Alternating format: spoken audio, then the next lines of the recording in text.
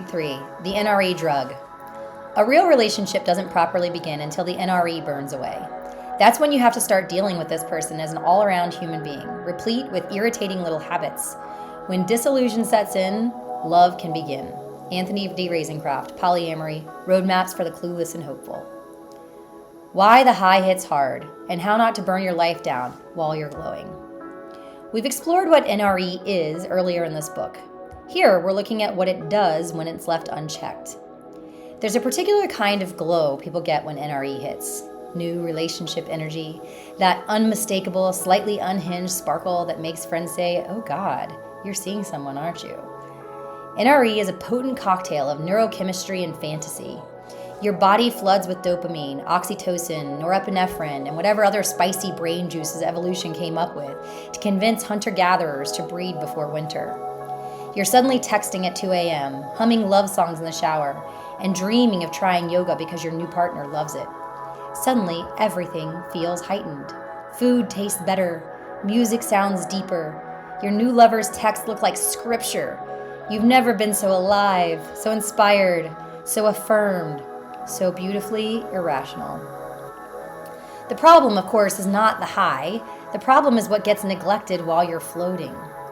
In long-term relationships, NRE doesn't just create joy, it creates contrast. The new dynamic feels electric, edgy, surprising.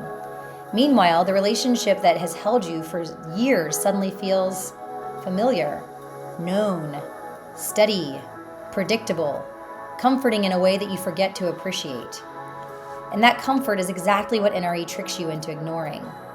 Your body rewards you for bonding, flooding you with the feel-good hormones, and you forget that to nurture the relationships that you already have while you're intoxicated. I've watched people, myself included, become so enamored with the new shiny lover that they start treating their long-term partner like a comfy old couch.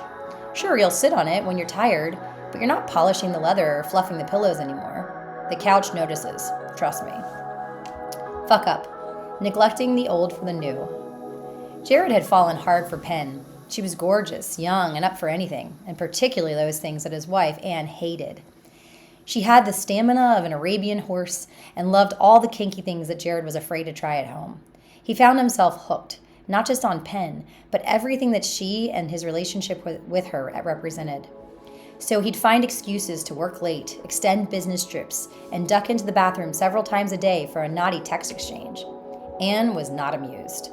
The paper cut here wasn't created because Jared fell in love with someone new. It started to hurt Anne the third time he blew off the date night because he lost track of time. Or when he suddenly found himself too tired for sex at home, but managed to reserve 4 hours in the same day for Penn. Takeaway: NRE doesn't excuse neglect. Slow decisions protect long-term bonds. Understanding NRE, the high and its risks. As you open yourself to new relationships, particularly if you already have a primary relationship in place, it's crucial to understand the role of NRE. NRE is meant to feel amazing. It's biology. It deepens connection, it softens self-consciousness, it expands erotic imagination. However, it's highly dysregulating and can cloud your judgment. Biologically speaking, it also impairs your judgment, amplifies projection, masks incompatibilities, accelerates attachment, suppresses critical thinking, makes the new lover's red flags grow faintly pink. And when you're already in a long-term relationship, NRE doesn't just impact you, it affects everyone connected to you. This is why so many couples get destabilized in the first 6 months of opening up their relationship. Not because someone did anything wrong, but because the hormonal flood feels like truth instead of neurochemistry. Someone in my polycule once explained that they and their partner think of NRE as a drug. Much like MDMA or another psychedelic, you should never make any relationship decisions while you're rolling. A good rule of thumb: never make structural relationship decisions while your brain is high. No moving in, no leaving your marriage, no making babies, no joining communes, no buying yurts, no adopting dogs together, no we should totally buy property in Joshua Tree. All of these things happened in my interviews. Not yet. Not until the sparkle settles. Okay, maybe Joshua Tree, but honestly, even then, give yourself 90 days. We forget that this new relationship doesn't have to deal with mortgage payments or school holidays or in-laws. By comparing the two relationships, we invite unnecessary stress into our pre-existing relationships. Exercise, the 90-day hold. Keep the sparkle, avoid the scorched earth. One of the most stabilizing ways to keep NRE from wreaking havoc in your life is to create spaciousness around it. A simple and surprisingly effective approach is what I call the 90-day hold, a pause on big structural relationship decisions until the hormonal fireworks settle and you can actually hear your own thoughts again. A helpful agreement might sound like, for the first 90 days of any new relationship, we won't make any major life-altering changes.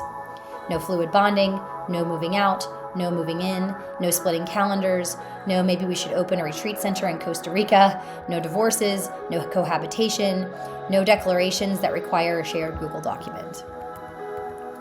Just time, breathing room, reality. My husband actually joked about this after I came home from Burning Man. He said, laughing but only half joking, "Can we agree that you won't make any life-changing decisions for at least 90 days after you return from the playa?" And honestly, he wasn't wrong. Within 90 days, I quit a job, I changed careers, I wrote a book, I started spinning fire, I changed many aspects of my life. The same rules apply here and apply beautifully to NRE.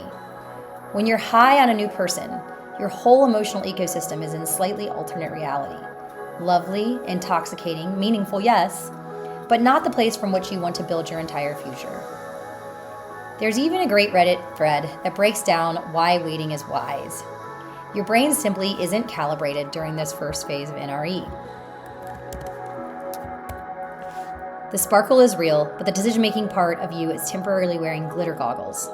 The 90-day hold isn't about slowing joy, it's about slowing impact. It protects your long-term relationships while giving you your new ones space to breathe without pressure or fantasy. Harnessing NRE. NRE doesn't have to be dangerous. It doesn't have to destabilize your life or leave your long-term partner feeling like a forgotten houseplant. When you understand what's happening in your body and your biology and your chemistry and put a few protective agreements in place, NRE becomes a source of energy, not chaos. It can deepen your curiosity. It can enliven stale routines. It can inspire tenderness, creativity, and erotic play. It can bring surprising joy back into old relationships if you consciously share the glow instead of hoarding it. The key is remembering that NRE is a season, not a compass. So the next time you feel yourself swept up in the whirlwind of a new connection, take a moment, take a beat, breathe, notice your excitement, enjoy it, then gently check in with yourself and your existing partner to make sure the relationships that anchored you so long before the sparkle arrived are still being cherished, tended to, and seen. NRE is gorgeous. Just aim the light. Don't let it blind you. Takeaway: NRE is not the enemy. Decisions made while intoxicated by it often are. Slow the impact, not the joy.